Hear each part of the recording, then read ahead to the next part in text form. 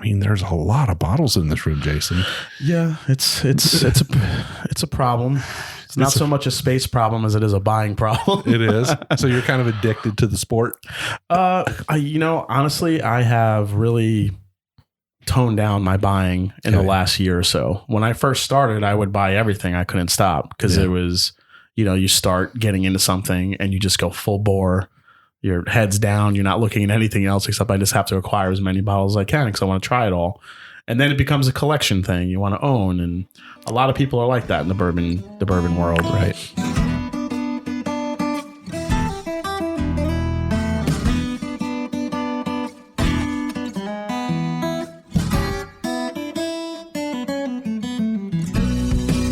Welcome to another trip down the Bourbon Road with your hosts, Jim and Mike. So grab a glass of your favorite bourbon and kick back.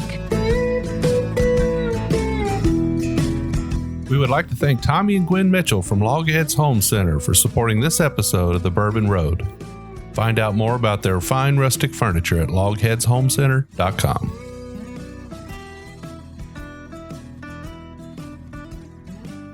Hello, I'm Jim Shannon, and this is the Bourbon Road, and today we are without Mike. Mike and I actually split up this week as Mike went out and did an interview on his own, and I did one on my own. Sometimes you gotta make the most of what you have, and so Mike went and did an interview with Wes Henderson over at Angel Envy, and I'm up here in Columbus today with Jason from the Mash and Drum. Jason, do you say your last name or? Yeah, it's Jason Calori. Jason Calori. Well, Jason, welcome to the show. It's good to have you today. Oh, thanks for having me on, Jim. So, Jason, you have a YouTube channel. Yes. It's called The Mash and Drum. Correct. And you do whiskey reviews and news, and you do live events. You got quite a community of followers that watch your show. And yeah, I'm very fortunate to have a great community of viewers that watch the channel. So I love it. Yeah, so you and I have been friends for a while. We've been on some barrel picks together. We've toured some distilleries together. You spent the night at my house. I'm spending the night at yours. So we know each other pretty good. Absolutely. I think one of the things that we have in common is I think we both respect each other's palates. Absolutely. But I'm not going to spend a whole lot of time right now talking too much about that stuff. We'll get to that in a minute. I'd like to get straight to the whiskey. Always. And you know the format of the show. So we bring a bottle. We introduce you to it, and then in the second half, you'll get to introduce us to a bottle. So today, what I have for you is a Willett 6-year bourbon, the coveted Purple Top. The coveted Purple Top. And this is actually, just for those people out there that track Willett barrels, this is barrel number 2136. It's a 6-year-old family estate bourbon. It's at 62.4% or 124.8 proof. Actually, I got this bottle when I visited the Made South event in Franklin, Tennessee. You're familiar with the Southern Whiskey Society event? Absolutely. Yeah, so some great guys down there. They got a great event. And so anyway, part of the event was the opportunity for VIP ticket holders to get bottles. And my wife and I went, and we both picked up a Purple Top. So that is not a bad deal. 6 years old, you said? Yeah, 6-year-old. And this was actually a short barrel. This one was named Cornbread. They had another one named, I think, Sweet Pea. Sweet Pea and Cornbread? Sweet Pea and Cornbread. That's those are enticing names. Just kind of makes you want to pop it open. Right. So this barrel actually only had 58 bottles in it. So wow, it is a short barrel. It is a short barrel. And so this is bottle 31 of 58. So I feel kind of fortunate. We're down to about a half a bottle now. I'm going to be sad when this one's gone. I don't blame you. But then we have my wife's bottle. Oh. And I think she has Sweet Pea. So lucky man. Oh, so you guys had one of each? One of each. Okay. Yeah, the other choices were like they had a Weller foolproof pick. Okay. And I'm trying to think of what else they had. I don't remember right off the bat, but I kind of went for the Willets. I think they might have had a Willet rye as well. Yeah, I would probably pick the Willet bourbon too. You just don't see them very often, especially where I live here, and even when you go out. And when you do see them, they're usually astronomical prices. So to be able to get one, especially from the Southern Whiskey Society, it's going to be pretty good. Big shout out to the boys in Franklin. I think if anybody's listening to this right now and has even a thought of visiting their event down there, it's a good time. Absolutely. It's a good time. Well, Jason, why don't we get into this bourbon? Let's do it. No doubt it's Willett, right? No doubt it's Willett. So one of the unique characteristics I always get in Willett is a kind of a peanut brittle type flavor to it. drizzled with caramel. And this one in particularly is very corn and caramel sweet up front on the nose for me. Yeah, so for me, it's definitely got that Willet spicy, that kind of a prickly, spicy nose to it. And I don't know if you can prickle the nose, but I guess if you could, it'd be a Willet, right? A little bit of peach pear, I think. Apple. A little bit of apple. Yeah, you said pear. Now, the pear is definitely coming through here a little bit. Apple, like pear peel. Yeah, it's almost waxy. But that, for being such a high proof bottle, it doesn't really attack the nose too much with the alcohol, does it? It doesn't. The alcohol comes through as more, as you mentioned, as spice and flavor rather than pure heat. These guys definitely do it right. Let's take a sip. Sure. Cheers. Cheers. Wow. Full flavor, huh? Flavor bomb, as I like to say. This is kind of assault your palate here. It's so good. What I love to do with a bourbon or whiskey is just let it dance in the front of your palate a little bit. And when you could feel, you said it, the spiciness and that prickliness of it, you feel it on the tip of your tongue right away. And then the flavors just work its way back. Caramel, there's so many layers of flavor in here. Caramel, peanut, definitely some of that apple, that pear in there. Then the finish is just all oak and spice and baking spices. That's what I was going to say. I think the spice and the oak really come through on this, but it kind of pauses for a moment on the middle and sides of your tongue and sort of just rests there for a minute and says, "I'm here," and then presents that more spicy, oaky finish on the back of the tongue. There's also kind of an after. There's kind of an after finish. I'm getting a little bit. It's kind of sneaky. You think it's done, and then all of a sudden it comes back, and you get some more of that peanut comes back a little bit. It's really nice. So you're getting a little bit of a little uncharacteristic sweetness on the back. Yeah. So me too. That's one of the things I liked about this is it had that a little bit of that syrupy sweetness on the back of the tongue. A lot of times sweetness presents itself mostly up front because that's where your sensors are for sweetness, but you get that sense of sweetness on the back. And I don't know if you can actually taste sweetness on the back of your tongue or not, but it presents itself that way. It comes back to me in some of the newer bourbons, especially some of the great bourbons I had this past year in 2019. Kentucky Owl Batch 9 did that for me. The Four Roses Limited Edition did that, where I thought the finish was over, and then all of a sudden you got this another little burst of sweetness out of nowhere. Bourbons like that are incredible because it presents such a unique experience. Now, I think, in a general sense, maybe the Willet flavor profile is not for everybody because it is a bit spicy. It does have that, that spicy, prickly nature to it. But for those people that like those kind of bourbons, it's pretty amazing. They do it in spades, don't they? You could see why they're so sought after, especially if you like that Willet profile. I just got a really beautiful cherry, like spicy cherry note on the palate. The more you sip it, the sweeter it's getting now. The spice still lingers on, but I love this cherry flavor on it. It's like maybe like cherry and maple syrup a little bit. It's just evolving. So good. And I think that's probably one of the reasons why people love Willet, because especially some of these single barrels, they're so unique, so spicy. They're really doing an incredible job there. And it's hard to get it. I mean, that too. Yeah. I mean, you have a really hard time finding, but a lot of these become available as picks through group picks, clubs, restaurants, bars, those kind of things. But Willet just recently opened their restaurant on the second floor of the gift shop there. Have you been down? I've not been down. I've been in the gift shop though many times. Yeah, trying to score a good bottle, but I haven't been to the restaurant yet. Yeah. So now when you're in the gift shop, there's I think it's a spiral staircase or whatever. It's a staircase that leads to the second floor, and they got a big fireplace going in there, and they got a bar, and it's absolutely loaded with everything you could imagine. A little on the pricey side, but you know what? It's an experience and it's worth trying. Well, that's what it's for. I mean, some people they walk in there and they can't get their hands on this. You have a place you can go and actually sit down, taste it, experience it, figure out that flavor profile. Do you like that spice? Do you not? I mean, what's your opinion on, pours versus bottles? So, some of these bottles are very expensive. Now, I know this one here is probably going for $250 to $300 on the secondary. That's my guess. I don't know.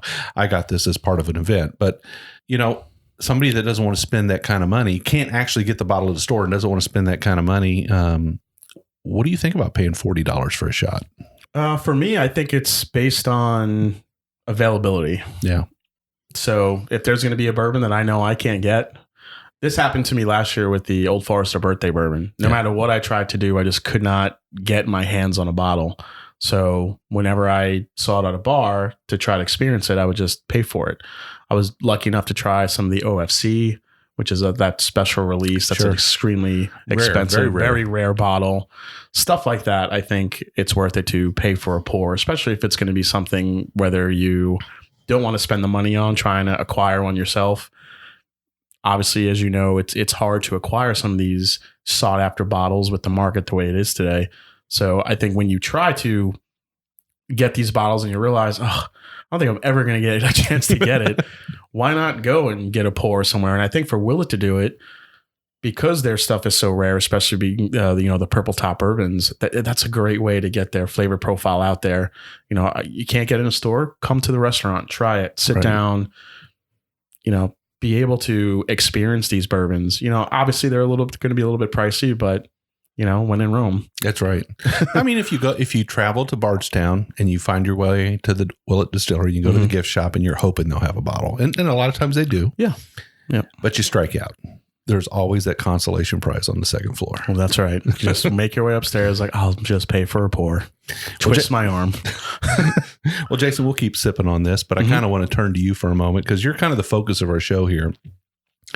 And I'm kind of interested to hear your story, a little bit about maybe your early days. Can you tell us a little bit about, where you grew up, what it was like, where you grew up, and when you maybe got into your first bourbon? So, yeah, I'm a Long Island boy. Yeah. Grew up in Freeport, Long Island. Moved out to more Half Hollow Hills, Huntington Station, Long Island. After that, my mother wanted to get me into a better school system. So we moved out to the eastern end of Long Island, was a little bit better. After that, went to high school there and decided I wanted to stay in New York for college. Went to St. John's University. Got my degree in marketing and graphic design while I was there, which became a big part. It was a great tool for my channel, which we'll get into later, but love doing that. Then as my career went on, really in college is when I was first introduced to bourbon. And I want to get back to that. So when you were in college, college buddies are going out and like anything, I drank some awful things in college, awful things. Because it's really about the wallet there, isn't it? It's not so much about the quality of the liquor. Yeah, so it was all about, the college bars, happy hour, $2 beers night, whatever you can do to save some money and get some good drinks in you. But the first bourbon I had that I was introduced to was Wild Turkey 101. Yeah. So that's kind of it seems to be the ubiquitous bourbon that everybody gets into first or tries in college, both fortunately and also both unfortunately, because I think it puts a stigma on Wild Turkey 101 a little bit. But at the same time, it kind of becomes a good introduction. Sure. So we won't talk about years here, but we're definitely talking about pre-2010. Correct. Okay. So the Wild Turkey brand has gone through some transitions over the years. They've gone through some changes in barrel entry proof that has caused a flavor profile shift, right? Absolutely. So you were a part of that earlier flavor profile, and I first started mixing with Coke, like most people do. And then it kind of dawned on me. I had a friend of mine who was probably one of the reasons why I got into bourbon. Yeah. Who started drinking it on the rocks. So I started doing that just because of him. He was, a good friend of mine, and we started drinking, and I did notice all these very, very extreme sweet flavors coming out of it. Now, for me, bourbon in the beginning was very harsh. It kind of comes in like gasoline. That's why I would always mix it with Coke. As I started putting rocks in it and opening up the bourbon a little bit, I just recognized how did this get so sweet? Did you put any? I literally asked him, did you put anything in here? Is this mixed in anything? He's like, no, it's just on the rocks. And then that's when kind of my eyes lit up a little bit. Right. So after that happened, A few years went by. I wasn't drinking. I was still having some Wild Turkey 101 here and there, trying a couple different Jim Beam products, stuff like that, kind of broadening my horizons a little bit until probably maybe 5-6 years after college, I got introduced to a Booker's bourbon at a bar. Luckily, the bartender was a bourbon enthusiast already, way before the boom happened. And he's like, "Oh, you like trying different bourbons?" I said, "Yeah, absolutely." He goes, "Well, you should try this one." So he pours me a glass of Booker's, and I wish I knew what batch it was. I was going to ask you. Oh, I wish I knew. I just didn't know enough back then to Booker was ask. involved, right? Yeah, Booker was involved, and I didn't know enough back then about Booker's to even realize what batch it could be. So he slid me the glass, and I tasted it. I mean, mind blown. I'm like, what is this? Like, I just couldn't. The flavor, the intensity, the proof, the finish, everything about it just lit up my senses. So is that what they call a gateway bourbon? I don't know if Booker's is a gateway bourbon, but for me it was. Yeah, that's what I'm saying. Yeah. You know, gateway bourbon is the one that sort of opens your eyes, right? The one that says, "Oh my gosh, what have I been missing?" Yeah, I feel like everybody has that aha moment with bourbon where you try that one pour that just makes you want to keep trying more. Yeah. And for me, it was a neat pour of Booker's. Wow. And yeah, I'll never forget it. And my friend who was with me at the same time, he was like, "I've never tasted anything like this. It's crazy." And then after that, just a light bulb went on, and that's when the whole journey started off. Now you and I both drink our bourbon neat. We like to have it neat in a Glencairn. Yep. But I have had bourbon and Cokes. I've had bourbon and Diet Cokes. I've had bourbon and Ale 8-1. Yeah. A number of things, and I think it's fine. For me, anyway. Oh, absolutely. I'm totally on board with the idea that however you want to drink and enjoy bourbon, drink it the way you like it. And a lot of people will say that putting ice in your bourbon will shut it down, will close it down.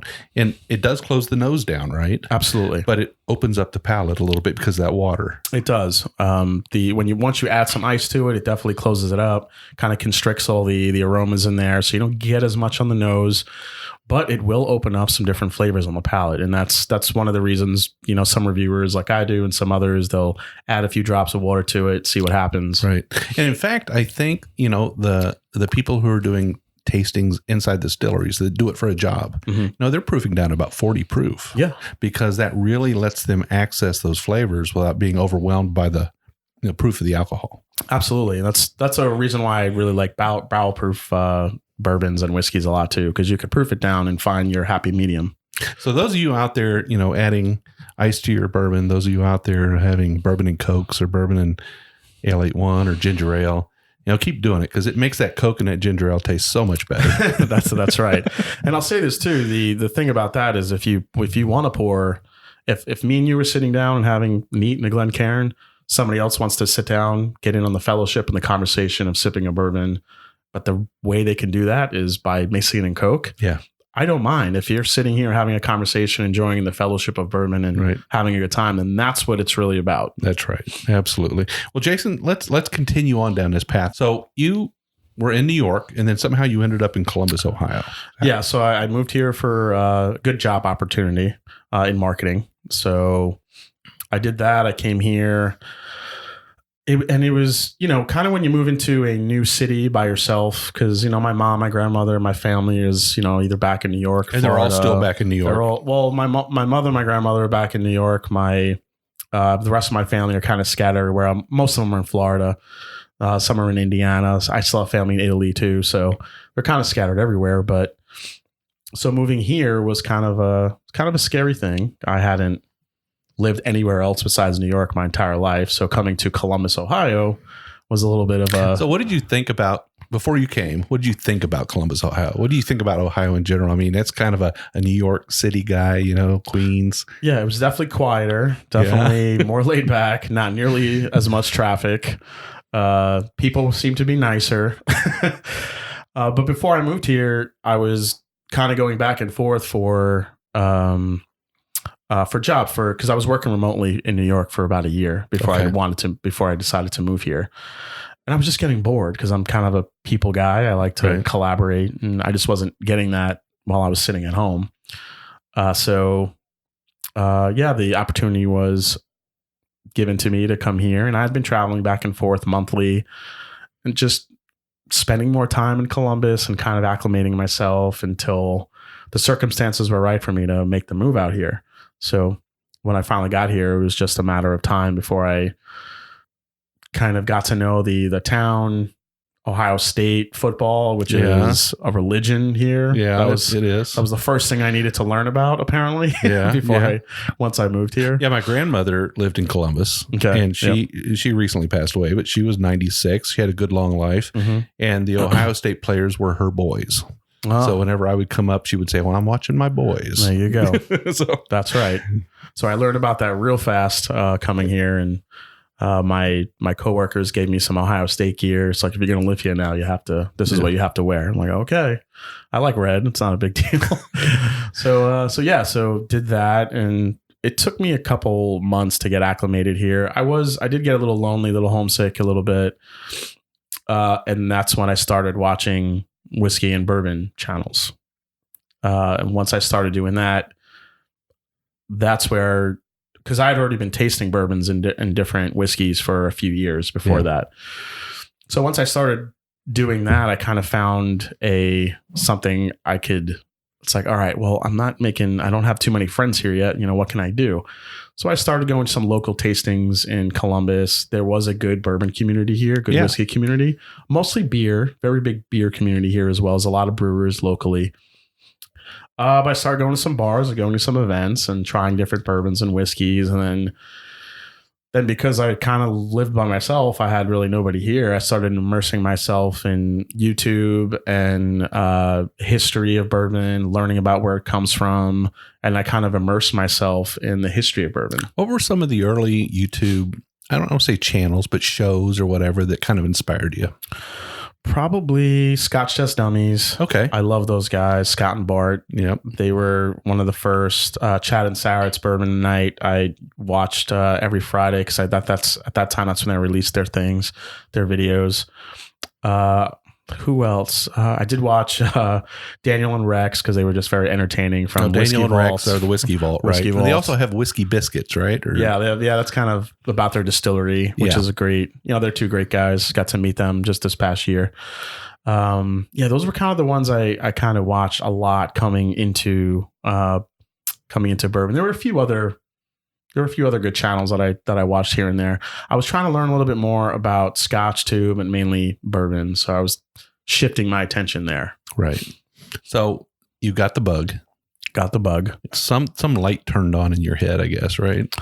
Yeah, it was basically because I became such a bourbon nerd, and I love the history behind it, that not a lot of the channels that I saw really got into the history. They didn't really get into who was making it, where it came from. They would kind of do a quick overview and read it from the bottle. Sure. But I really wanted to take a deep dive into, where these distilleries started, where they came about, who George T. Stagg actually was, who Booker actually was, Booker No, what was his philosophy? How does bourbon from the 1980s and 90s, why does it taste so different than it does today?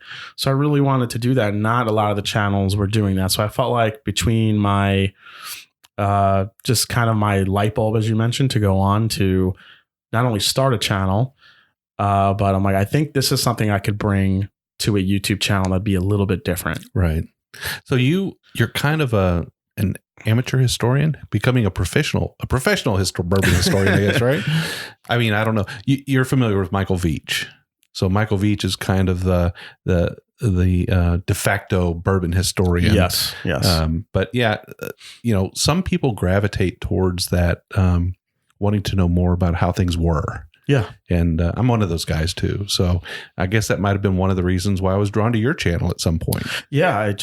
I felt like if I'm going to talk about a whiskey or a bourbon, I want to talk about where it came from, who's making it. Sometimes obviously the history, take Willet, for instance, if I'm reviewing a Willet bottle and I review the rye and then I get into the bourbon, you don't always want to repeat the same historical context every time, but but I just feel like every time I go back and I research just to make sure I'm doing my due diligence, I always find just some nugget that maybe I missed or something else to learn. And I think that's the beauty of the beauty of the history of bourbon. You decided to start a channel. Mhm. You kind of had this idea in your mind of, what you wanted to do, what your format would be. What kind of a task is it to sort of get all the gear and the equipment and set up the space? And I mean, is it a pretty big undertaking? Well, I think if you do it right, if you're thinking of starting a YouTube channel, the one thing you have to do is look at the competition first. Okay. And even though it is they call it Whiskey Tube. So it's kind of its own community. It's become its own living thing almost. And we all collaborate. There's a lot of us that collaborate, talk to each other. We're all really good friends. And it's weird because you do it virtually. You see each other online all the time, especially when you collaborate on a live stream or something like that. And then when you meet up in person, it's like you've always known that person. Wow. So it's a really cool community. So what I did though is when I was in this weird time where we had some new channels popping up. And then I popped up, and then after me, there was a whole nother explosion of channels that came in. What I was noticing at the channels before me is that they had really good audio, really good lighting, really good video, really good sound. And I just said, if I'm going to do this, you have to come in these days with all of that checked off and high quality. Right. You can't really. There's an expectation there. There's an expectation. If you're going to start a channel, you have to make really compelling content, and not only compelling, but it has to look. And then listen, I had my challenges. I had a lot of audio challenges in the beginning. I kind of have this whiskey room that you're sitting in now, and it wasn't really finished. I didn't really have a lot of stuff down in my basement, so it was echoey. So I was battling that and learning how to mitigate all those. I always had a great camera. Obviously that's going to be your bread and butter. You got to have a great camera and great audio. So once you do that, it's all about the content. Right. Yeah. So I guess, it's a learning process. You start at some point and then you grow over time. And, I've noticed that you guys kind of, you do band together a little bit. You do collaborate a lot. Yes. And I guess as a new channel comes in and they introduce themselves, kind of sometimes take them under your wing a little bit, don't you? Yeah. That's something I love to do, especially for newer channels. When a newer channel is starting up, because there's so many channels now.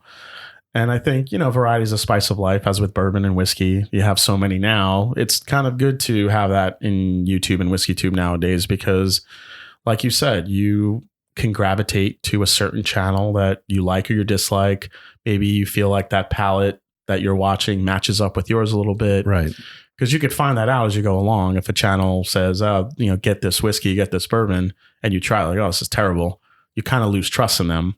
And you move on to somebody else. Move on to someone else. Right. And you could do that more easily nowadays. And it's not just, it's publications, it's reviewers, it's everybody. And it's not because they're wrong. They're just different, right? Exactly. Yeah. They're just different. You can't, everyone's palate's different. Everyone's palate's going to evolve in a different way.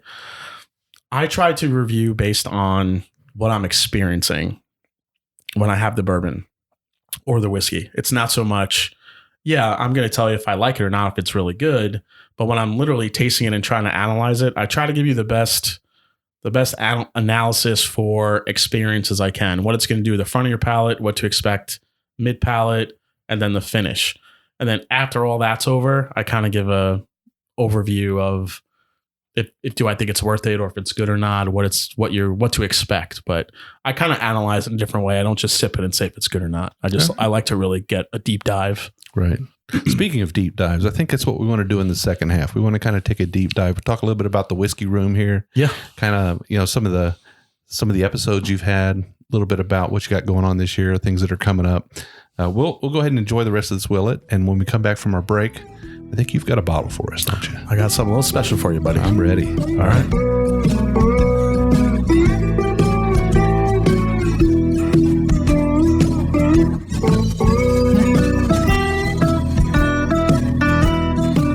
We would like to thank Tommy and Gwen Mitchell from Logheads Home Center for supporting this episode of The Bourbon Road. Logheads Home Center, nestled in the hills of Kentucky, is an industry leader in building handcrafted rustic furniture. Family owned and operated, they take pride in offering only the very best for their customers.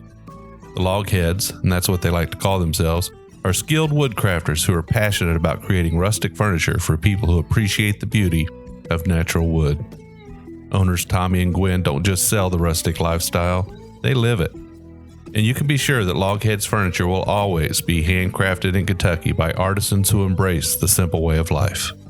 Logheads Rustic Furniture is made from northern white cedar, a sustainable wood that's naturally rot and termite resistant.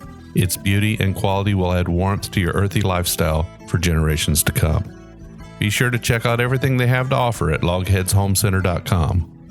And while you're at it, give Tommy and Gwen a shout on Facebook or Instagram at Logheads Home Center.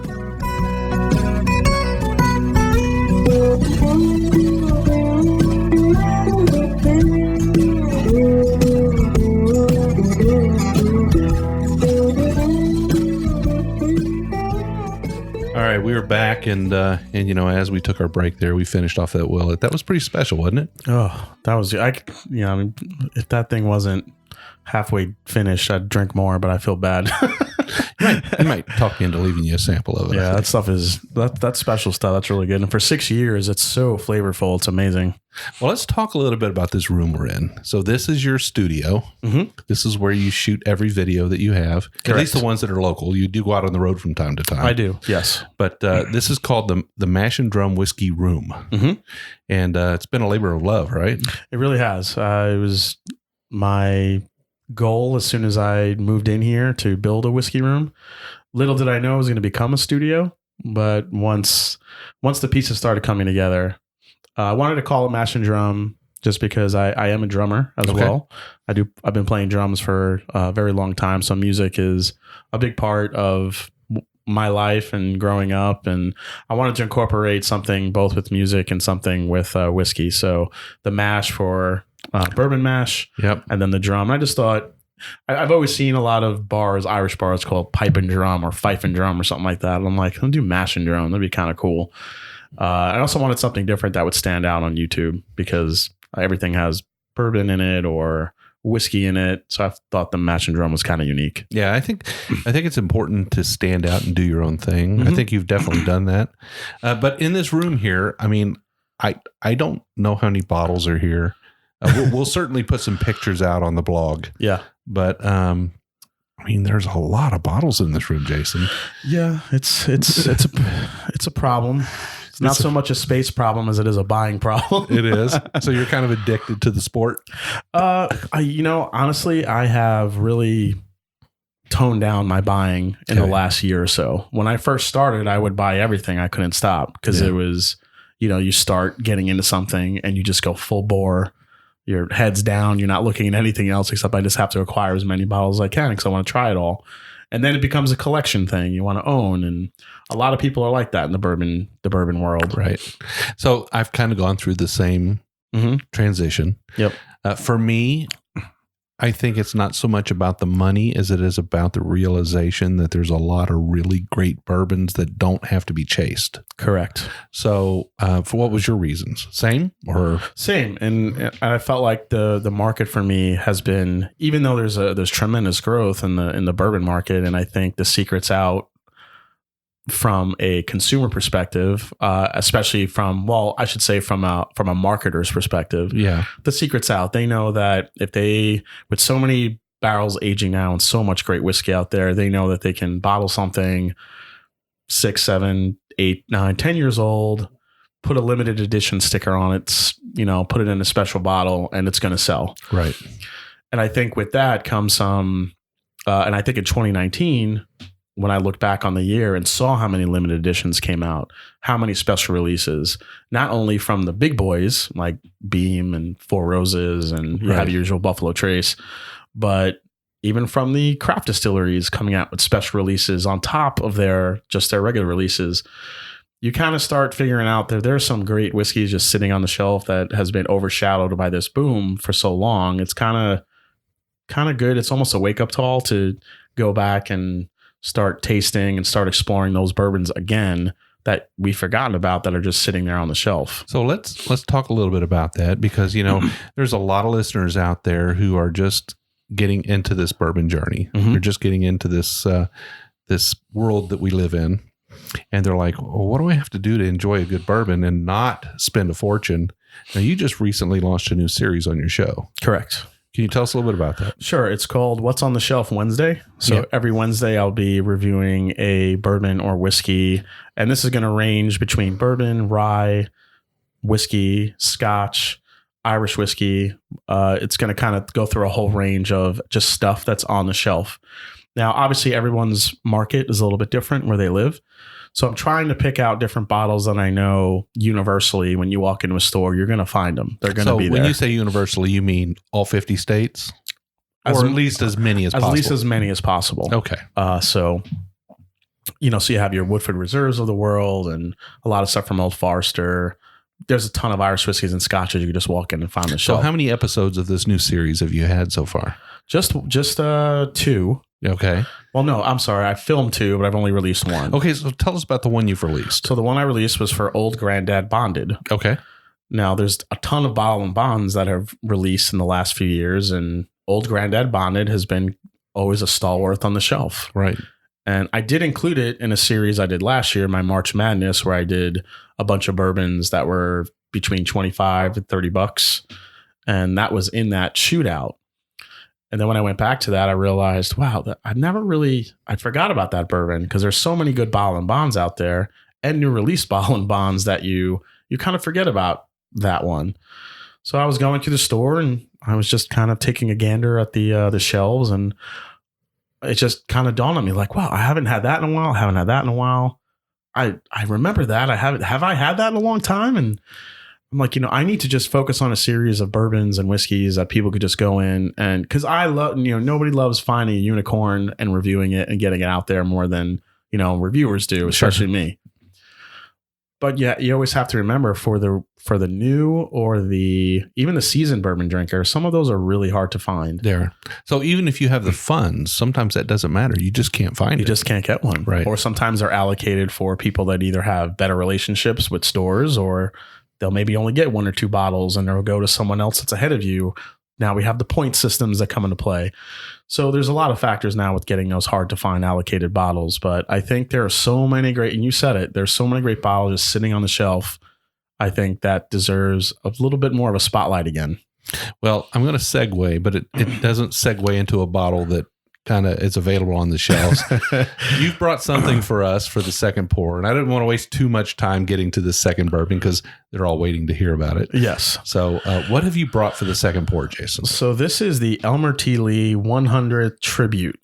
The 100-year tribute. Now, Elmer T. Lee in itself is a fine bourbon from Buffalo Trace. It is. It's at its core, it's about a $40 bourbon, a single barrel from Buffalo Trace. It's their Mash Bill 2, which is considered their high rye bourbon.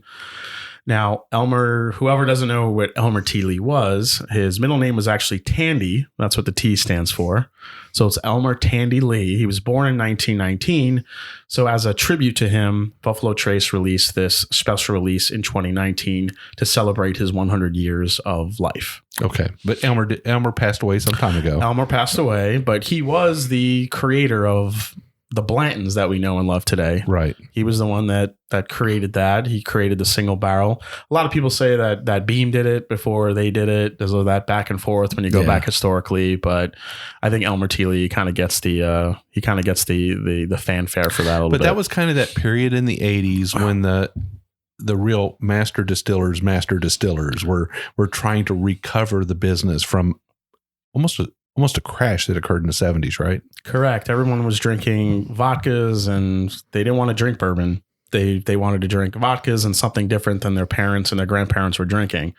So that's when vodka took off, and that's when you saw the wine coolers took off, and kind of the sweeter things took off. But there was a market for people who wanted more, I guess, special or limited release. And once they figured that out, there was a market for it. Then small batch started. Then Booker then he said, I don't want to do single barrel because there could be too much variation between barrel to barrel. So I want to do small batch. And it just became a different way to market their bourbon and to get specialized spirits out to the markets from a bourbon perspective. And I think that's it. Really, what kind of saved the bourbon industry in its own way. So now Elmer T. Lee in itself, the normal release of Elmer T. Lee is kind of hard to find. You said it's about a $40 bottle retail, but if you were to find it in a store now, it's going to have a price tag of probably anywhere from 100 to, I've seen it as high as 200 in some spots, unfortunately. And that's probably too much of a price for me to pay for a bottle of that. I think so. But I definitely think it's worth a pour at a bar at an elevated price if you can't afford the bottle. But this, what you've brought today, is a little something special. Yeah. So normally Elmer T. Lee is bottled at 90 proof. Okay. It's a 90 proof mash bill 2 bourbon. This for this release, this 100-year tribute celebration bottle, they decided to bottle this at 100 proof to kind of coincide with the 100 years. Yep. So it's 100 proof. It's got a little bit more flavor to it, a little bit more heft on the palate.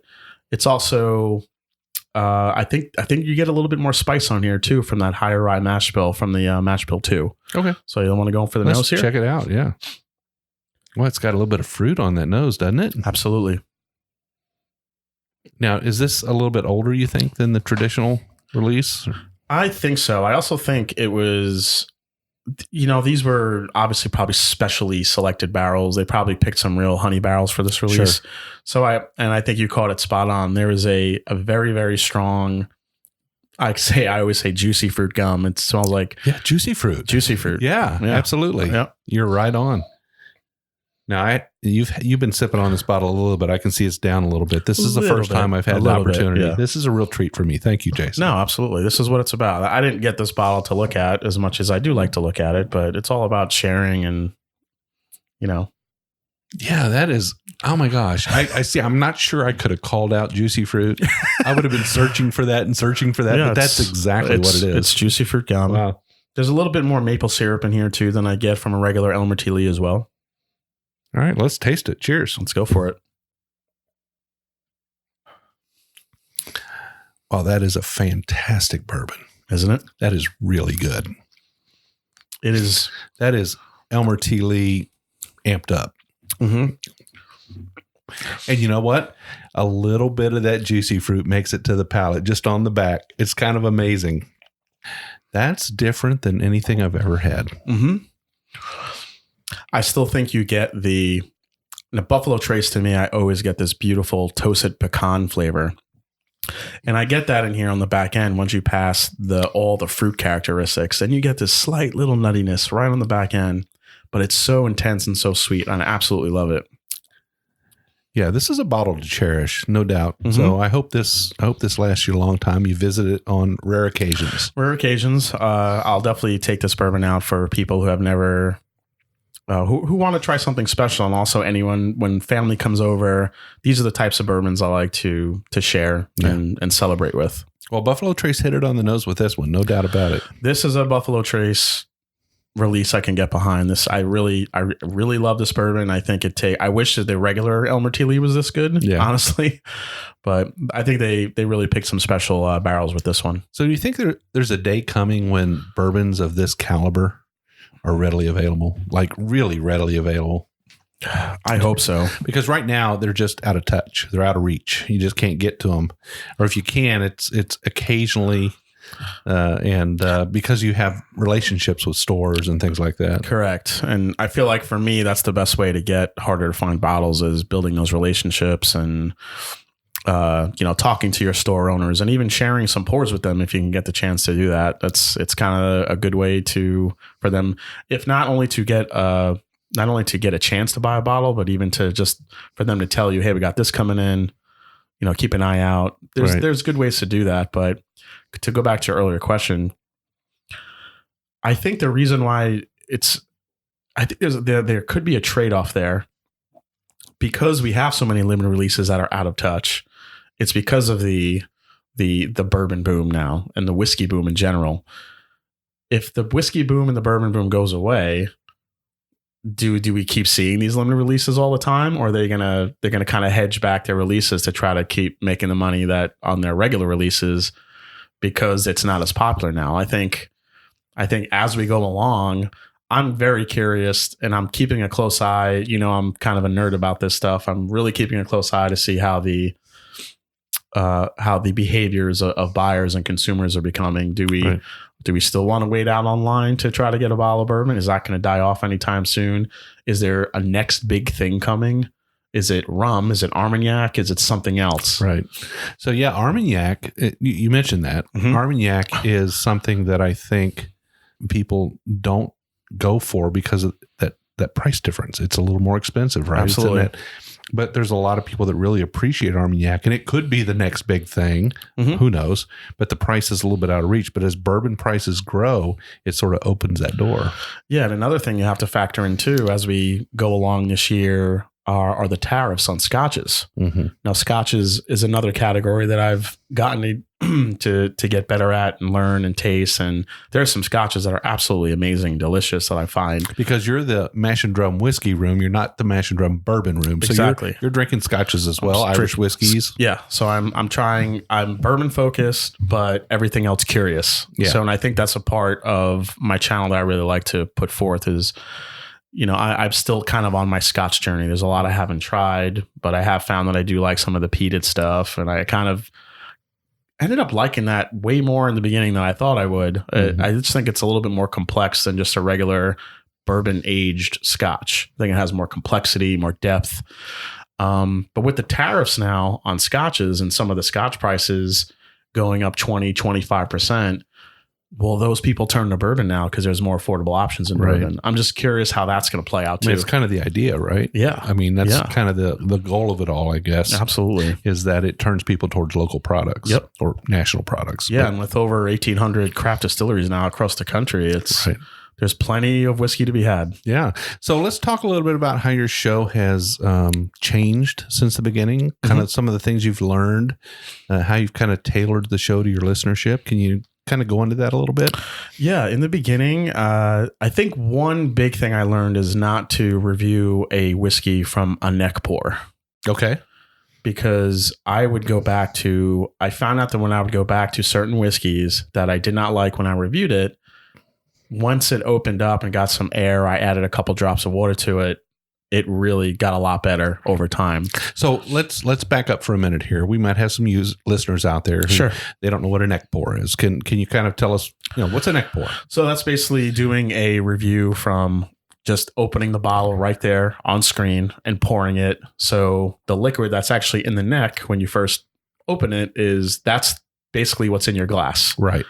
Once the liquid gets down past the shoulder of the bottle and out of the neck, that's when some air gets to go into the bottle and it starts changing up the flavors a little bit in the whiskey. It's the same idea as when you let a bourbon just sit in your glass. Okay. Whether it be water, whether it be air, some of those factors are going to affect the flavors a little bit, especially air, because you get some more air into that whiskey. It opens up some more flavors and things come out. And I think just trying a whiskey that's just stuck in the neck, things are a little bit more condensed in there.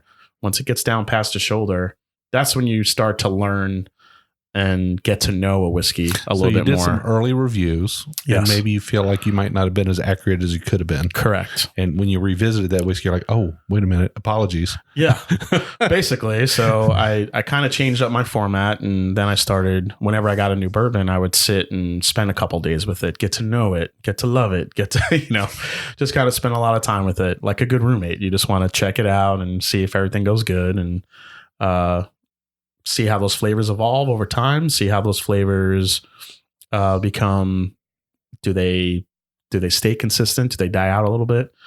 So, and then I felt like when I got to know that bottle enough, then I was going to review it.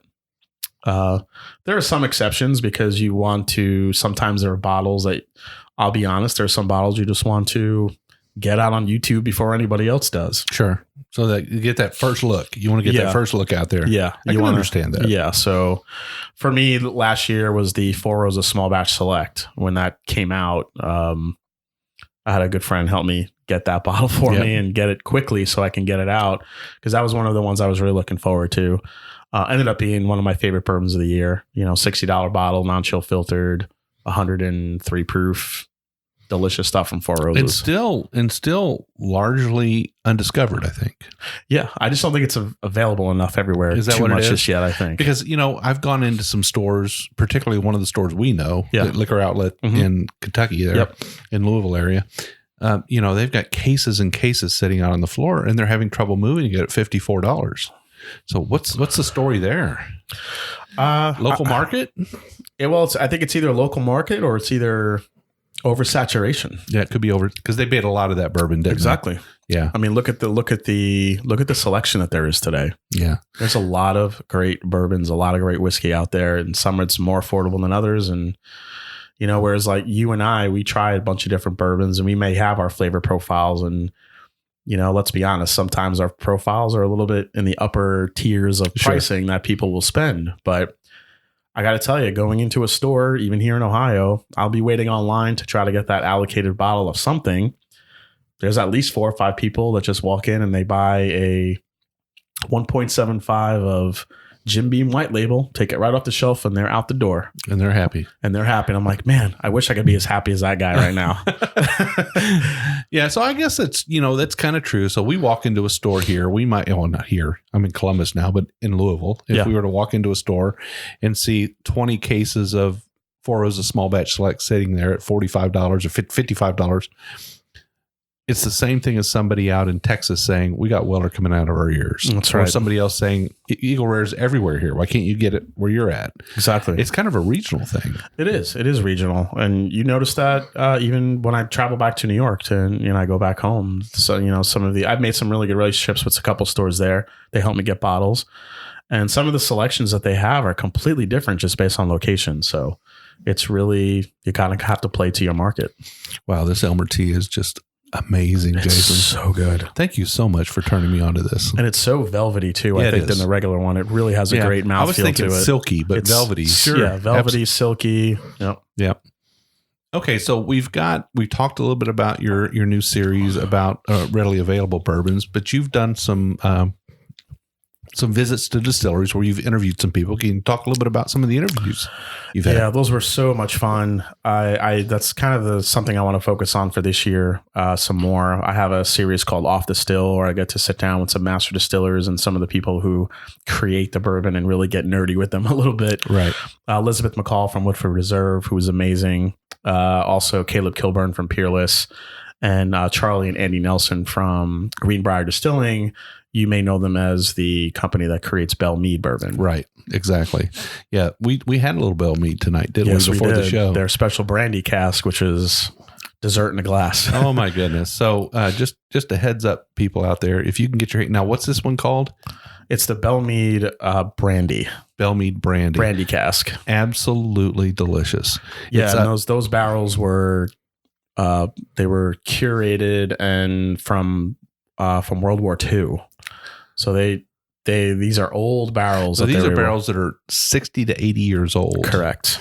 And then they've rehydrated them and then put bourbon into them. Correct. Rehydrating so they'll not leak. Exactly. And then put bourbon in them Yep. Now that's not a bourbon that you're going to drink. It's not a daily drinker kind of bourbon. This is something, it's a dessert. No, that was definitely a dessert bourbon because it's very fruity. It's very rich. We were saying fig Newtons and grapes and a little hint of chocolate there, but it's very, very rich and sweet. So yeah. It's a kind of great big leap chew meets Red Man. Absolutely. But not in a bad way. No, not in a bad way at all. Very good way. Very good way. I think Bell Mead has kind of mastered the art of blending. They have their sherry, their cognac, their Madeira. They do their brandy cask. They do a lot of great things. So who's in your headlights, Jason?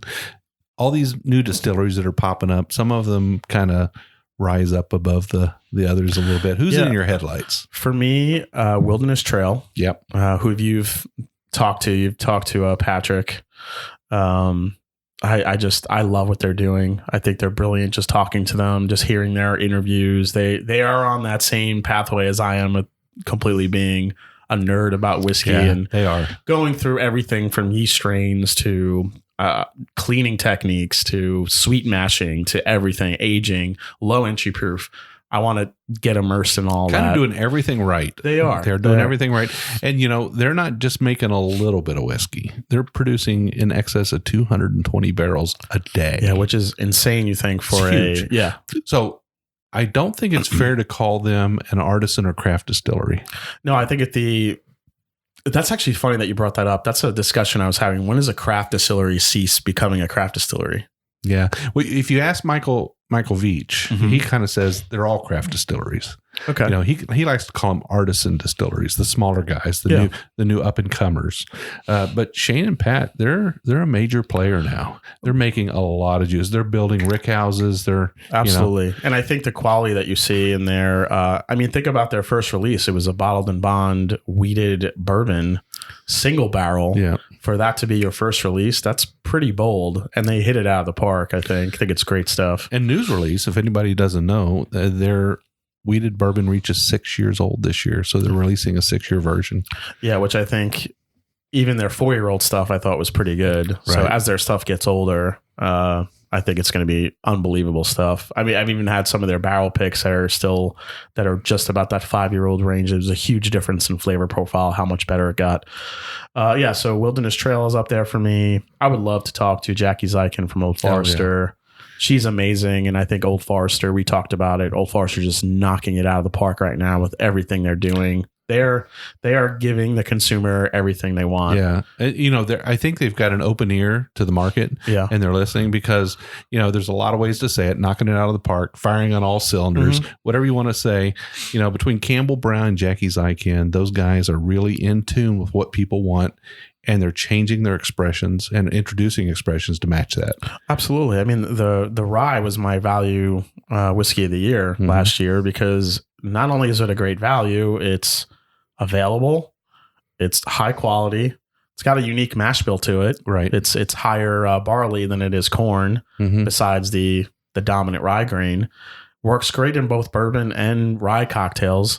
You know, traditional rye and bourbon cocktails, you could use that in anything. Very approachable price. It's an approachable price. It's an amazing whiskey. And now what do? They flip their single barrels on its head by now offering a barrel proof, 100 proof varietals. I mean, it's what the market wants. It's amazing stuff. You know, now Mike and I chose the 1910 as our bourbon of the year. Yeah. And, you know, a lot of people might say that the 1910s, it's not the best bourbon out there, but you have to remember who Mike and I are. You know, I'm Mr. Spicy and he's Mr. Wheat. So we had to agree on something. If you think about it, 1910's kind of right in that. Can you please change your podcast name to Mr. Spicy and Mr. Wheat? Well, Jason, what can we expect from you this year? What do you got in the works? What are you thinking? What's coming up? You know, what can people expect from the Mash and Drum Whiskey Room? Well, definitely more great in-depth reviews. That's always going to be my bread and butter. I want to connect with my viewers a little bit more this year. Thinking about doing a couple meetups. I want to connect with more master distillers this year. I think for me, as a reviewer, as much as I love doing the videos, I want to become a little bit more of a figure, especially in Louisville, Lexington, and Kentucky in general. I want to be kind of closer to the action and get to know some of the distillers and just be kind of more, I don't know how to say the word here. Not more of a spotlight. It's not like I'm looking for a spotlight, but I want to be closer and talk to the creators of the bourbon more. And you want to be plugged in. I do. I want to be plugged in more to that entire industry and learn as much as I can. All right. Well, you know, you've got a place to stay when you're down there. I appreciate that. Yeah. Yes. So, Jason, why don't you take a minute? We need to kind of wrap up now, but as we drink this Elmer tea, why don't you take a minute and tell everybody how they can reach you out in social media, on your YouTube channel, whatever else you have going on. Sure. Yeah. If anybody is on YouTube, just look up the Mash and Drum. You could probably find it just by searching those terms, the Mash and Drum. You don't have to type the Mash and Drum Whiskey Room, the only Mash and Drum on there. But look up the Mash and Drum. Definitely give me a subscribe. I put out about 2 to 3 videos a week. Basically reviews. I have my What's on the Shelf Wednesdays coming up. I also have a series called Double Bass, which is kind of a term for a drumming term for 2 bass pedals, where I literally put 2 whiskeys head to head. Love that. Yeah. So one I have coming up will be John J. Bowman single barrel out of Virginia against Blanton's So that'll be an interesting matchup. Since they're both Buffalo Trace Since juice. they're both supposedly Buffalo Trace juice. Yeah. But okay. there's an interesting history of that, but you have to watch to find out the history. All right. So I have that series coming up. Also, definitely look for my Off the Still episodes as I hopefully get some more interviews. Michter's is another one I want to talk to as well. Love what they're doing. You can find me on Instagram at _mash_and_drum and on Twitter at @the_mash_and_d. All right. Well, Jason, it's been a pleasure having you on the show. It's always fun to hang out with you. We've been doing it a while. Finally got you on the show again. I think the last time we did this, we had a big group and we had quite a fest. Yeah, that was a hell of a night of drinking. But right. I do remember nailing the winner, so I was happy about that. You did. All right. Well, folks, if you want to follow the Bourbon Road on social media, we are at the Bourbon Road. You can find us on all those social medias at that name. We also have a closed Facebook group called the Bourbon Roadies. And in order to join, just come to our Facebook page, ask to join our group. 3 simple questions. We just want to make sure you're 21 and you like bourbon, and you can come on in and hang out with us. There's a lot of good conversation there. We're trying to build a community, and we're having a lot of fun doing it. So, Jason, again, thank you so much for coming on. Thank you so much for having me. And we'll see you down the Bourbon Road. Absolutely.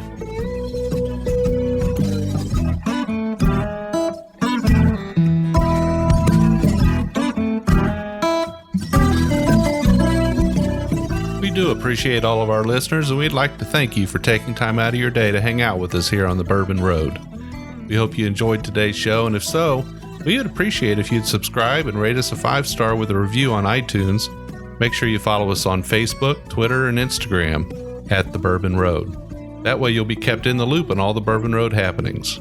You can also visit our website at thebourbonroad.com to read our blog, listen to the show, or reach out to us directly. We always welcome comments or suggestions, and if you have an idea for a particular guest or topic, be sure to let us know. And again, thanks for hanging out with us.